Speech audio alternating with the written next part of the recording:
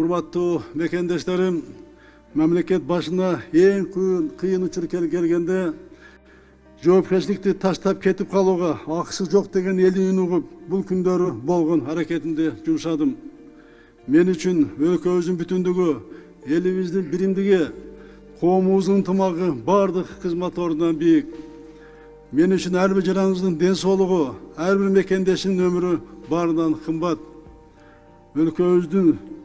Өлкөбүздө тынчтыкты сактап калуу, элди бөлүп жарбоо максатында президенттик кызматтан кетүү чечимин кабыл алдым.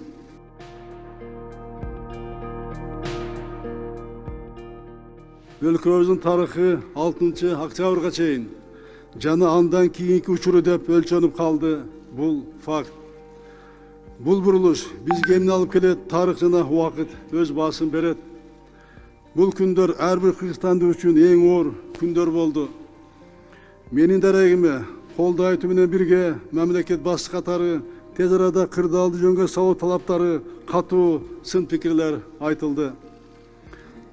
Болгон күч аракетинди өлкөнү укук талаасына кайтарууга жумшадым.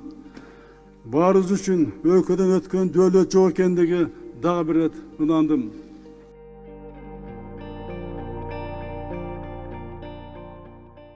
3 жылдык ишимде мага сеним көрсөтүп келген мекендештериме, чогуу иштешкен бардык бийлик бутактарына, мамлекеттик жана жергиликтүү органдарга, өзүмдүн аппаратыма, жарандык коомго жана медиа тармагына терең ыраазычылыгымды билдирем.